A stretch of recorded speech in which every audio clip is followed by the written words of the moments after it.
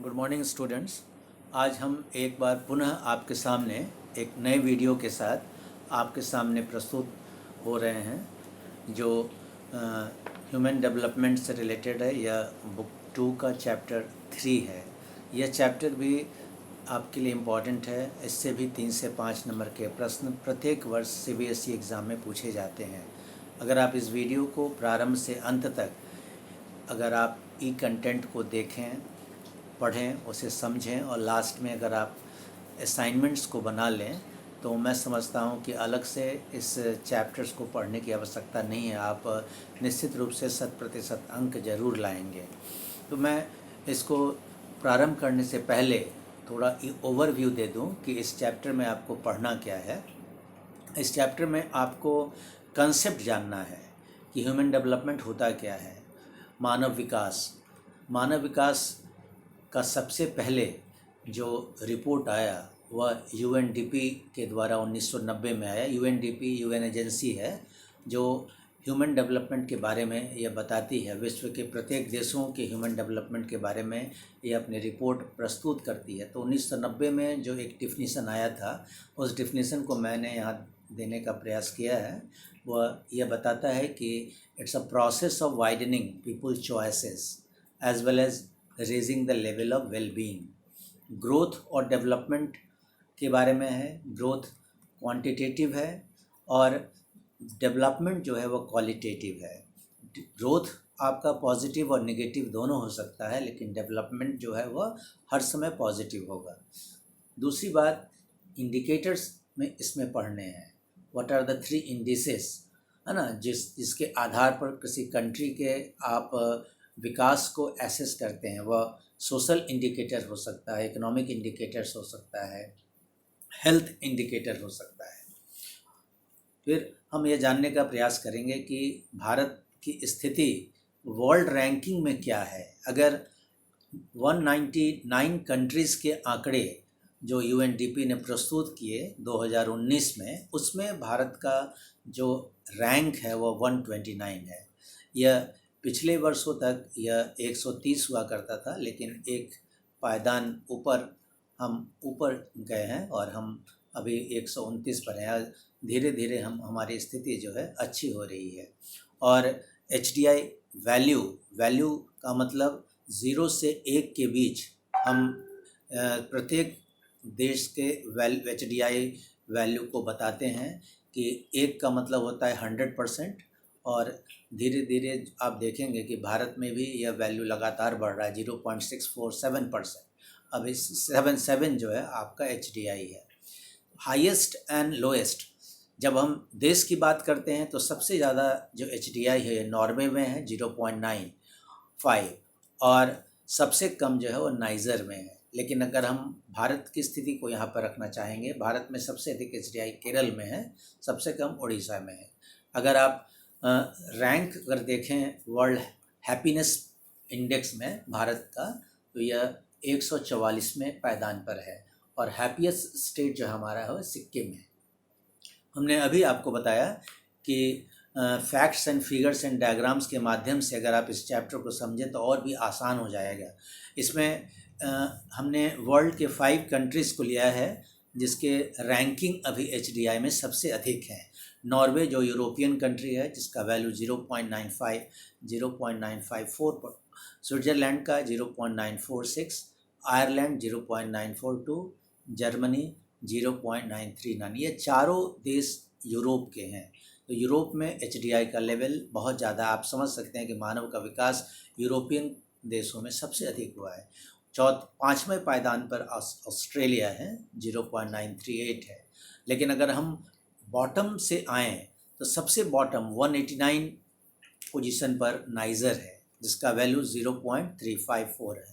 उसी तरह से central African Republic, south Sudan, Chad, Burundi, इसमें सभी जो देश हैं वो अफ्रीका के हैं। तो इससे आपको पता चलता है कि यूरोप में विकास का जो स्तर है, विकास का जो डेवलपमेंट का जो लेवल है वो अन्य देशों की तुलना में ज़्यादा है, इसलिए HDI अधिक है। और अफ्रीका जो काफ़ी पहले डार्क कॉन्टिनेंट के रूप में भी जाना जाता था, उन देशों में अगर आप देखेंगे तो वहाँ पर HDI का लेवल कम है ना।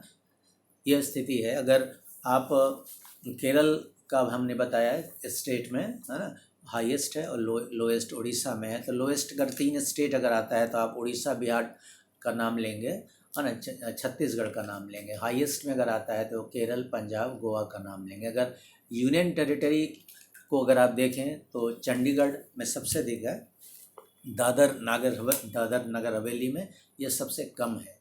तो यहाँ पर आप एक जनरल पर्सपेक्टिव में रखने का प्रयास किया कि पूरे भारत में एचडीआई का स्तर कहाँ पे सबसे अधिक है, कहाँ पे सबसे कम है, यूनियन टेरिटरी का स्थान क्या है। ग्लोबल एचडीआई रैंकिंग है जो टाइम्स ऑफ इंडिया ने दिया था उस समय, 2017 का यह रिपोर्ट है, जिसमें भारत की स्थिति 130 था। जब हमने आपको पहले ही बताया कि भारत एक पायदान अब ऊपर आ चुका है और भारत की स्थिति अब वर्ल्ड रैंकिंग में 129 पर है। तो यह बेसिक फीचर्स इस माने प्रेजेंट कंटेक्स्ट में अगर आप देखें तो मैं आपको बताना चाहूँगा कि 2019 में जो लाइफ एक्सपेक्टेंसी था हमारा वो 69.66 था।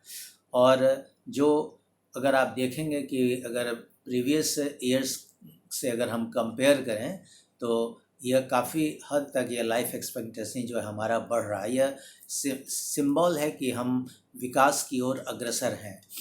United Nations declared that India's HDI is 0.586 in 2014। तो 2014 में जब आप HDI को देखेंगे तो उस समय भारत की स्थिति 0.586 था, जो 5.77% की वृद्धि हुई, है ना, 2012 में। मतलब 2012 की तुलना में अगर आप देखेंगे, और अभी 2018 में अगर आप देखेंगे तो यह स्थिति जो है और इम्प्रूव कर गया। मतलब यह अभी 0.647 तक पहुंच चुका है, जबकि नॉर्वे में 0.95 तक है, मैक्सिमम वहाँ है। मतलब अभी भी हम काफ़ी पीछे हैं, जो हमारा गैप है काफ़ी ज़्यादा है, लेकिन हम प्रोग्रेस की ओर आगे धीरे धीरे बढ़ रहे हैं। तो एचडीआई जो आप स्टडी करते हैं उसको हम कह सकते हैं कि HDI is composite index that takes into consideration, that is number 1 health, number 2 education, number 3 per capita income, जिसके आधार पर हम इसका आकलन करते हैं। तो अभी आपने देखा होगा कि जो एक्सपेंडिचर है हमारा एजुकेशन पर, पहले 3.88% हुआ करता था जीडीपी का, लेकिन नई जो शिक्षा नीति आई है उसमें यह काफ़ी ज़्यादा बढ़ने की उम्मीद है। यह 6% होने जा रहा है, जिससे शिक्षा पर अधिक से अधिक जीडीपी के व्यय होंगे, जिससे हमारा शिक्षा का स्तर बढ़ेगा और एचडीआई का लेवल भी हमारा बढ़ेगा। और अब अगर आप इनरोलमेंट, ग्रॉस इनरोलमेंट अगर देखें तो यह 14 अभी इंडिया में है। फिर यहाँ पे एक वर्ल्ड मैप हमने दिया है जिसमें आपको यह दर्शाया गया है कि जो यूरोप में एक नॉर्वे की स्थिति है, नदर्न यूरोपियन कंट्री, वहाँ पे मैक्सिमम एचडीआई आपका है। और जो गिनी कोस्ट है जो अफ्रीका में आप देख रहे हैं, वहाँ पे नाइजीरिया के थोड़ा सा नाइजीरिया के सटा हुआ ऊपर में नाइजर है, जहाँ पर एचडीआई जो है वो सबसे कम। हमने यहाँ पर लिख भी दिया है, नॉर्वे हाईएस्ट, नाइजर लोएस्ट। फिर ये इंडिया का पर्सपेक्टिव है। इंडिया में अगर आप देखेंगे तो एचडीआई का जो लेवल है वो लिटरेसी से कोरिलेट करता है। Means higher the literacy more the HDI. मतलब दोनों के बीच में अगर आप देखेंगे तो पॉजिटिव रिलेशनशिप है, पॉजिटिव कोरिलेशंस है। अगर आप केरल में देखें, मिज़ोरम में देखें तो यहाँ पर स्थिति जो है वो बहुत अच्छी है, क्योंकि यहाँ की लिटरेसी बहुत अधिक है। लेकिन अगर आप उत्तर प्रदेश में देखें, बिहार में देखें, झारखंड में देखें तो यहाँ पर स्थिति, जो उड़ीसा में देखें, है ना, राजस्थान में देखें तो यहाँ पर एचडीआई का लेवल जो है वो कम है। कारण है कि यहाँ पर लिटरेसी जो है वह कम है। अगर हम इसको टेक्स्ट के रूप में आपको बताएं तो यह मैं बताना चाहूँगा कि it ranks the countries based on the performance in these key areas of both social and economic development। मतलब सामाजिक और आर्थिक विकास के स्तर को यह बताता है। These ranking are based on a score। मतलब जो हमने पहले बताया है कि HDI का जो वैल्यू है वह 0 से 1 के बीच में रेंज है, इसका वैरी करता है। जीरो से एक, मतलब भारत में अभी HDI का वैल्यू जो है 0.65 है। जब उसी तरह से नॉर्वे में देखेंगे तो 0.95 है। 1 का मतलब होता है 100% ह्यूमन डेवलपमेंट, और अगर 0.5 अगर आप देखें तो आप समझिए कि 50% डेवलपमेंट वहाँ पे हुआ है। तो यह जो है वह HDI जो है वह sum total of weightage of all dimensions, इसको हम लोग 3 इंडिसेस के आधार पे लेते हैं। तो यह इंडिसेस जो हमने आपको पहले ही बताया कि यह आपका सोशल इंडिकेटर हो सकता है, जिसमें आप एडुकेशन को लेते हैं, है ना, primary secondary tertiary gross enrolment ratio को लेते हैं, आप हेल्थ इंडिसेस को लेते हैं जिसमें हम life expectancy, birth rate, death rate, IMR, infant mortality rate जिसको हम कहते हैं, मेडिकल फैसिलिटीज़, ये सब को लेते हैं। उसी तरह से आप इकोनॉमिक इंडिकेटर्स को अगर आप लेंगे तो इकोनॉमिक इंडिकेटर्स में हम GDP को लेते हैं, पर कैपिटा इनकम को लेते हैं। तो ये तीनों के आधार पे हम किसी भी देश के HDI के वैल्यू का निर्धारण करते हैं। अगर आप भारत में अगर आप देखें, है ना, तो ह्यूमन डेवलपमेंट की जो स्थिति है तो हम बता सकते हैं कि India with 1.36 billion people is ranked 129 among 189 countries as per UNDP report of 2018 and 19. HDI values is 0.647 with countries of medium HD, मतलब ह्यूमन डेवलपमेंट। अगर भारत की स्थिति को देखेंगे तो दुनिया का दूसरा बड़ा जनसंख्या वाला देश, है ना, जहाँ पे वर्ल्ड के 189 कंट्रीज़ का एक सर्वे रिपोर्ट UNDP ने पेश किया था 2019 में, जिसके अनुसार भारत को मीडियम HDI कंट्री में रखा गया है। मतलब अगर आप कैटेगरी वाइज अगर देखें तो 3 कैटेगरी के HDI कंट्रीज़ हैं, मैक्सिमम HDI, मॉडरेट और मीडियम, और यू कैन से लो। तो मैक्सिमम में नॉर्वे, ऑस्ट्रेलिया, जर्मनी, आयरलैंड, ये सभी कंट्री आ जाएंगे। अगर मॉडरेट में अगर आप देखें तो साउथ एशिया के कंट्रीज़ जो हैं, जिसमें इंडिया, श्रीलंका, ये सभी कंट्री आ जाते हैं, ब्राज़ील। अगर आप लो HDI में अगर देखेंगे तो उसमें अफ्रीकन कंट्रीज़ मैक्सिमम आता है, जिसमें आप Nigeria, Sierra Leone, Burundi, South Sudan, Chad, जो कि सारे कंट्रीज़ जो हैं अफ्रीका में हैं। तो इससे ये पता चलता है कि भारत में जो HDI का जो रिपोर्ट है प्लानिंग कमीशन प्रिपेयर करती थी, लेकिन अब चूँकि 2015 से इसका स्थान नीति आयोग ने ले लिया है, तो नीति आयोग HDI रिपोर्ट भारत में प्रस्तुत मतलब उसका निर्धारण करती है ना, जिसके आधार पर हम यह बता पाते हैं कि विभिन्न राज्यों की स्थिति क्या है। अगर आप फैक्ट्स को ध्यान से देखेंगे तो आप पहले से जानते रहे होंगे कि इस कंसेप्ट को लाने वाले पाकिस्तानी इकोनॉमिस्ट थे जिनका नाम था डॉक्टर महबूबुल हक। इन्होंने सबसे पहले 1990 में 1990 में इस कंसेप्ट को विश्व के देशों के सामने रखा, और एक इंडियन इकोनॉमिस्ट भी थे जिन्होंने महबूबुल हक के साथ काम किया है, डॉक्टर अमर्त्य सेन, जिन्हें नोबेल प्राइज़ भी इकोनॉमिक्स में दिया गया, वह भी इनके साथ काम किया। लेकिन डॉक्टर महबूबुल हक को ही क्रेडिट जाता है, उन्होंने ही सबसे पहले ह्यूमन डेवलपमेंट को हाईलाइट किया था, और उसी समय से यह सभी देशों के लिए एक आधार बन गया, और जिसके आधार पर हमें बता पाते हैं कि हमारा देश अभी विकास के किस स्तर तक पहुंचा है ना। उसके सारे जो इंडिसेस हैं उसका हम स्टडी करते हैं। जो 3 इंडिसेस हमने बताया, सोशल इंडिसेस, है ना, जिसमें लिटरेसी इम्पॉर्टेंट है। दूसरा हमने आपको बताया इकोनॉमिक इंडिसेस, जिसमें पर कैपिटा इनकम, GDP इम्पॉर्टेंट है।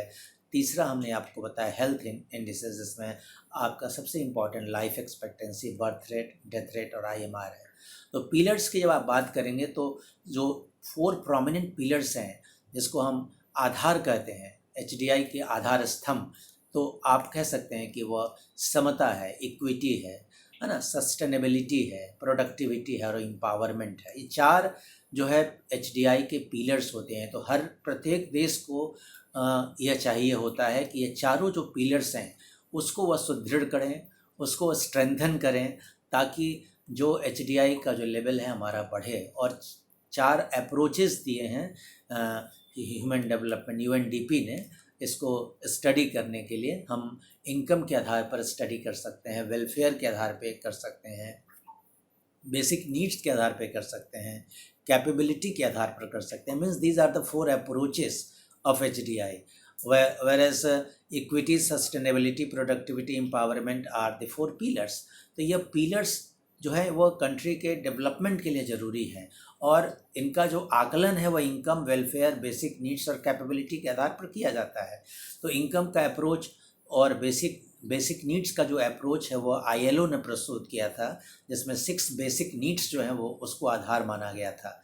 तो ये इनकम का अप्रोच बहुत ही इम्पॉर्टेंट है, बेसिक नीड्स का अप्रोच बहुत इम्पॉर्टेंट है। अगर आप ध्यानपूर्वक देखें तो हम कह सकते हैं कि SDI is assess of long term progress in 3 basic aspects of life, that is health, number 2 is education, and number 3 is you can say literacy. तो 3 जो मेन इंडिकेटर्स हैं जिससे क्वेश्चंस बार बार आते हैं आपको परीक्षा में, उस पर हमने फोकस करने का प्रयास किया है। Number 1 is social indicators. Social indicators का मतलब ही होता है कि इसमें आपको लिटरेसी पर ज़्यादा फोकस किया गया है। Development is freedom from hunger, poverty, servitude, bondage, ignorance, illiteracy and any other forms of dominance is the key to human development. ये आधार है, इसको समझना है कि डेवलपमेंट को फ्रीडम से जोड़ दिया गया है ना।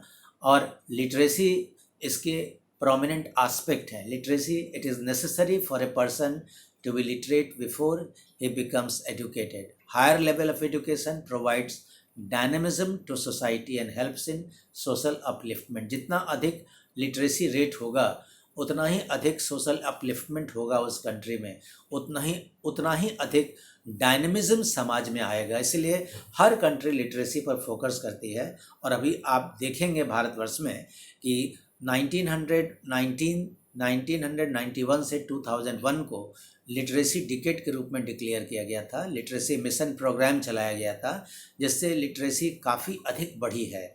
अगर हमने फिगर्स भी दिया है आपको यहाँ पर, जिसके आधार पर आप समझ पाएंगे कि पहले की स्थिति क्या थी 1991 में और 2001 में क्या हुई, और अभी 2019 में अगर आप देखेंगे तो यह लिटरेसी आपका 74.04% हो गया। मतलब अभी भी लिटरेसी रेट को बढ़ाने की आवश्यकता है, क्योंकि यूरोप के देशों में अगर आप देखेंगे तो लिटरेसी रेट 95% से ऊपर है, कहीं कहीं 100% भी है।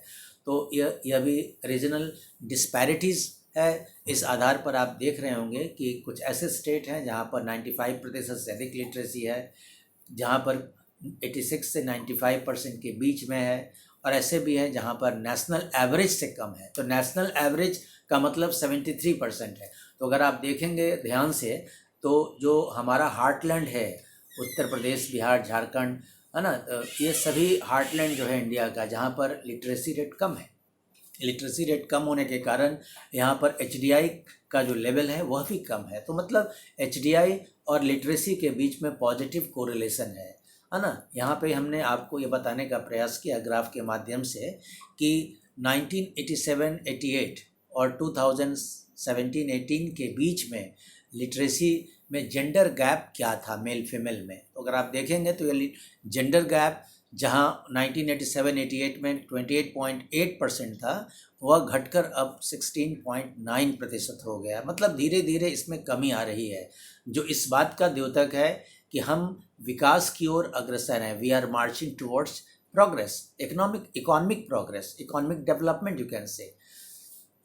आपके दूसरे जो इंडिकेटर्स हैं वह इकोनॉमिक इंडिकेटर्स हैं, जिसमें हमने आपको पहले ही बताया है कि GNP है ना, ग्रॉस नेशनल प्रोडक्ट, और पर कैपिटा इनकम इसमें मेन है। यहाँ पर GNP को ना आप समझकर GDP को समझे तो ज़्यादा बेटर होगा, ग्रॉस, है ना, और पर कैपिटा इनकम, ये दोनों जो हैं इसके आधार हैं, है ना। ये हमने इसको एक्सप्लेन भी किया है कि taken GDP and per capita income taken as measures to assess the resource base endowment of any country. मतलब किसी भी देश के आर्थिक आधार का आकलन हम प्रति व्यक्ति आय और सकल घरेलू उत्पाद या राष्ट्रीय आय के आधार पर करते हैं। जितनी अधिक राष्ट्रीय आय होगी, जितना अधिक प्रति व्यक्ति आय होगी, उतनी ही प्रॉस्पेरिटी उस स्टेट में या उस कंट्री में होगी। अगर आप देखेंगे तो महाराष्ट्र, पंजाब, हरियाणा, गुजरात, गोवा, ये सभी रिच स्टेट माने जाते हैं, डेवलप्ड स्टेट माने जाते हैं, जहाँ इंडस्ट्रियलाइजेशन बहुत अधिक हुआ है। तो अगर आप देखें तो यहाँ पर HDI का लेवल अधिक है। लेकिन दूसरी ओर अगर आप देखें तो बीमारू है ना, हमने एब्रिविएशन बनाया है, BI for Bihar and Jharkhand, MA for Madhya Pradesh, RA for Rajasthan, U for Uttar Pradesh and O for Orissa. तो ये सभी जो बीमारू स्टेट्स हैं, है ना, हमने एब्रिविएशन के रूप में आपको याद रखने के लिए बना दिया। तो यहाँ पर HDI का लेवल बहुत कम है। It is only due to poor economic infrastructure. और महाराष्ट्र, पंजाब, गोवा में it is only due to developed economic infrastructure, आप कह सकते हैं, है ना। तो यह इसके आधार पर आप समझ सकते हैं कि सोशल इंडिसेस में क्या थे, इकोनॉमिक इंडिसेस में क्या थे, और हेल्थ इंडिसेस में सबसे इम्पॉर्टेंट हेल्थ इंडिसेस में हम बर्थ रेट को रखते हैं, लाइफ एक्सपेक्टेंसी को रखते हैं, न्यूट्रिशन को रखते हैं। तो अभी हमारे देश में जो क्रूड बर्थ रेट है 2019 और 2019 की जो स्थिति को अगर आप देखेंगे तो यह काफ़ी हद तक घटा है ना। यह आपका घटकर 17.64 पर 1000 हो चुका है, जब जो पहले यह आपका 40.8 प्रति हज़ार था। आपको इससे आप अनुमान लगा सकते हैं कि 1951 में यह 40.8 पर 1000 था और 2019 में यह घटकर 17.64 प्रति हज़ार हो गया। तो यह एक सिंबल है, यह एक आपका इस बात का यह द्योतक है कि हम विकास की ओर आगे बढ़ रहे हैं। उसी तरह से CDR, जिसको क्रूड डेथ रेट कहते हैं, इसमें भी गिरावट आई है, जहाँ पर 1951 में यह 25.1 प्रति हज़ार था, यह घटकर अभी 7.3, मतलब बर्थ रेट और डेथ रेट के बीच में गैप जो है वह आपका हुआ है। और उसी गैप के कारण पॉपुलेशन इंक्रीज़ जो है भारतवर्ष में हो रहा है, जो आप पढ़े हैं पिछले चैप्टर्स में, आपने पढ़ा होगा, हमने वीडियो भी आपको दिया है।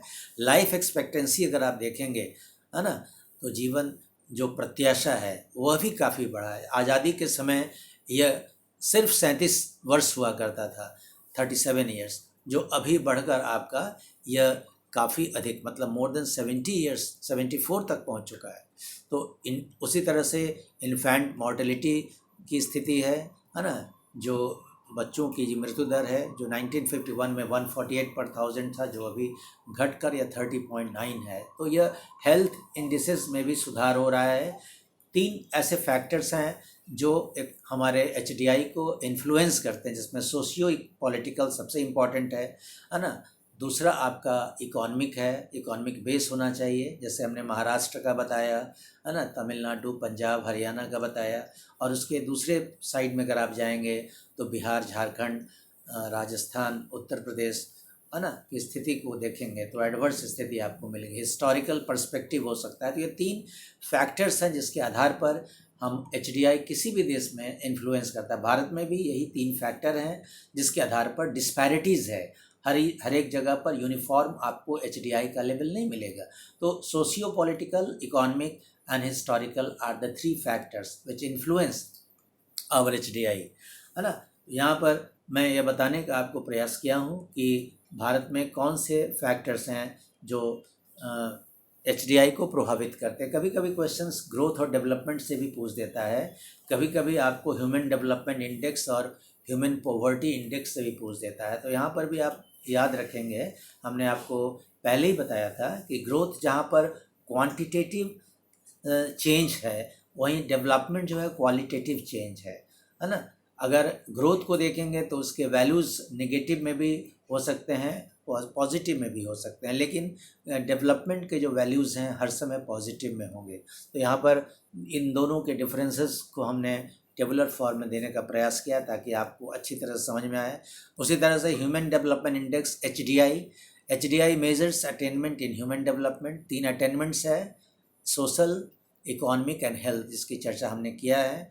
उसी तरह से पॉवर्टी इंडेक्स में human poverty index measures the shortfall in human development में कहाँ कमी आई उसको हम जानने का प्रयास करते हैं। उसके लिए पॉवर्टी लाइन बना हुआ है, पॉवर्टी लाइन के नीचे कितनी प्रतिशत जनसंख्या किस राज्य में सबसे कम है, तो आप जानते हैं वो गोवा है ना। तो HDI does not say anything about distribution के बारे में नहीं बताता, लेकिन HPI जो है ह्यूमन पॉवर्टी इंडेक्स, यह मेजर्स करता है, मतलब हर एक लेवल में डिस्ट्रीब्यूशन माने एजुकेशन, हेल्थ, रिसोर्सेज को ये मेज़र करता है।